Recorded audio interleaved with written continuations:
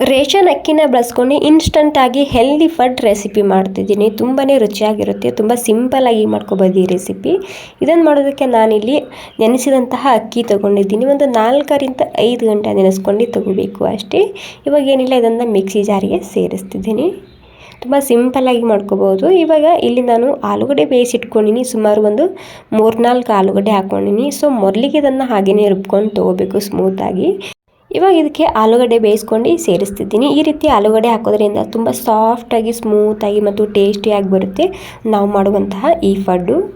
Okay ನೋಡಿ, ಎಲ್ಲವನ್ನೂ ಸೇರಿಸಿ ಈ ರೀತಿ ಸ್ಮೂತಾಗಿ ರುಬ್ಕೊಂಡು ತಗೋಬೇಕು. ಎಲ್ಲವನ್ನೂ ಇದೇ ರೀತಿ ಸ್ಮೂತಾಗಿ ರುಬ್ಬುವಾಗ ಒಂದೊಂದು ಆಲೂಗಡ್ಡೆ ಹಾಕ್ಕೊತ ರುಬ್ಕೋಬೇಕು ಅಷ್ಟೇ. ತುಂಬ ಹೆಲ್ದಿಯಾಗಿರುತ್ತೆ, ತುಂಬಾ ರುಚಿಯಾಗಿರುತ್ತೆ. ಟ್ರೈ ಮಾಡಿ ನೋಡಿ. ಇವಾಗ ಎಲ್ಲ ನಾನು ರುಬ್ಕೊಂಡಾಗಿದೆ. ಇದಕ್ಕೆ ತರಕಾರಿ ಸೇರಿಸ್ತಿದ್ದೀನಿ.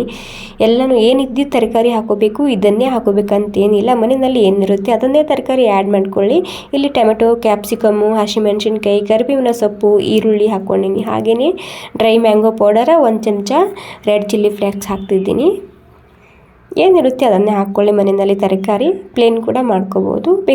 ರುಚಿಗೆ ಬೇಕಾದಷ್ಟು ಉಪ್ಪು ಕೂಡ ನಾನಿಲ್ಲಿ ಹಾಕ್ಕೊಂಡಿನಿ. ಎಲ್ಲ ಸೇರಿಸಿ ನೀಟಾಗಿ ಮಿಕ್ಸ್ ಮಾಡ್ಕೊಂಡು ಇದಕ್ಕೆ ಒಂದು ಅರ್ಧ ಕಪ್ ಆಗುವಷ್ಟು ಮೊಸರನ್ನ ಹಾಕೋಬೇಕು. ಯಾಕಂದರೆ ನಾವು ದಿಢೀರಾಗಿ ಮಾಡ್ತೀವಲ್ವ, ಇದು ಹುಳಿ ಬರೋದಿಲ್ಲ ಹಿಟ್ಟು, ಹೀಗಾಗಿ ತುಂಬಾ ರುಚಿಯಾಗಿರುತ್ತೆ. ಒಂದು 10 ನಿಮಿಷ ಹಾಗೆಯೇ ಬಿಟ್ಟಿದ್ದ. ನೀವು ರುಬ್ಬುವಾಗ ನೀರನ್ನ ಕಮ್ಮಿ ಹಾಕೊಂಡು ರುಬ್ಕೊಳ್ಳಿ. ಯಾಕಂದರೆ ಇಲ್ಲಿ ತರಕಾರಿ ಕೂಡ ನೀರು ಬಿಟ್ಕೊಳ್ಳುತ್ತೆ, ಸ್ವಲ್ಪ ಮೊಸರು ಕೂಡ ಹಾಕಿರ್ತೀವಲ್ವ, ಹೀಗಾಗಿ ಸ್ವಲ್ಪ ಕಮ್ಮಿನ ನೀರನ್ನ ಹಾಕ್ಕೊಳ್ಳಿ, ರುಬ್ಕೋಬೇಕು. ಇವಾಗೆಲ್ಲ ಸಾಫ್ಟ್ ಆಗಿದೆ, ಅಂದರೆ ಎಲ್ಲನೂ ನೀರು ಬಿಟ್ಕೊಂಡಿದೆ ತರಕಾರಿ. ಒಂದು ಸ್ವಲ್ಪನೇ ಅಡುಗೆ ಸೋಡಾ ಹಾಕ್ಕೊಂಡು ನಾನು ಇನ್ನೂ ಕೂಡ ಹಾಕೋಬೋದು. ದಿಢೀರಾಗಿ ಮಾಡ್ತೇವಲ್ವ, ಸೊ ಒಳಗಡೆ ಸರಿಯಾಗಿ ಬೇಯುತ್ತೆ ಸ್ವಲ್ಪನೇ ಅಡುಗೆ ಸೋಡಾ ಹಾಕೋದ್ರಿಂದ. ಇಲ್ಲಿ ಫಡ್ಡನ್ನು ಹಂಚಿಟ್ಕೊಂಡಿನಿ. ಇವಾಗ ಹಿಟ್ಟನ್ನ ಸೇರಿಸ್ತಿದ್ದೀನಿ.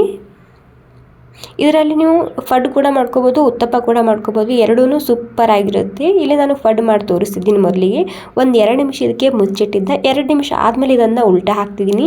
ಎಷ್ಟು ಸರಿಯಾಗಿ ಕಲರ್ ಬಂದಿದೆ ನೋಡಿ, ಸೂಪರ್ ಆಗಿರುತ್ತೆ. ತುಂಬ ಕ್ರಿಸ್ಪಿ ಆಗಿರುತ್ತೆ ಈ ಫಡ್ಡು. ಹಾಗೆ ಎಲ್ಲ ತರಕಾರಿ ಇರೋದರಿಂದ ತುಂಬ ಹೆಲ್ದಿ ಕೂಡ ಇರುತ್ತೆ. ಆಲೂಗಡ್ಡೆ ಮಾತ್ರ ನೀವು ಇದರಲ್ಲಿ ಮಿಸ್ ಮಾಡದೆ ಹಾಕೋಬೇಕು, ಯಾಕಂದರೆ ಈ ರೀತಿ ಕಲರ್ ಬರುತ್ತೆ ಆಲೂಗಡ್ಡೆ ಹಾಕೋದ್ರಿಂದ. ಸೂಪರ್ ಆಗಿರುವಂತಹ ಹೆಲ್ದಿ ಆಗಿರುವಂತಹ ನಮ್ಮ ಇನ್ಸ್ಟಂಟ್ ಫಡ್ ರೆಸಿಪಿ ರೆಡಿಯಾಗಿದೆ. ಇದೇ ಹಿಟ್ಟಿನಲ್ಲಿ ಉತ್ತಪ್ಪ ಕೂಡ ಮಾಡ್ಕೋಬೋದು. ಇಲ್ಲಿ ಸಣ್ಣ ಪ್ಯಾನ್ ಇಟ್ಕೊಂಡಿನಿ, ಒಗ್ಗರಣೆ ಪ್ಯಾನು. ಇದರಲ್ಲಿ ಸ್ವಲ್ಪ ಎಣ್ಣೆ ಹಾಕ್ಕೊಂಡಿನಿ. ಇವಾಗ ನಾನು ಮೊದಲಿಗೆ ಎಣ್ಣೆ ಹಾಕಿ ಈ ಹಿಟ್ಟನ್ನ ಹಾಕ್ತಿದ್ದೀನಿ.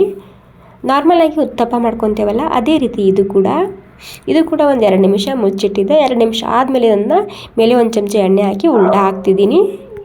ನೋಡಿ, ಇವಾಗ ಇದು ಕೂಡ ರೆಡಿಯಾಗಿದೆ. ಇವಾಗ ಅಂದರೆ 2 ಕಡೆಗೆ ಕೆಂಪಾಗೋ ತನಕ ಬೇಯಿಸ್ಕೊಂಡ್ರೆ ಆಯಿತು. ನಮ್ಮ ವೆಜಿಟೇಬಲ್ ಉತ್ತಪ್ಪ ರೆಸಿಪಿ ರೆಡಿಯಾಗುತ್ತೆ. Thank you.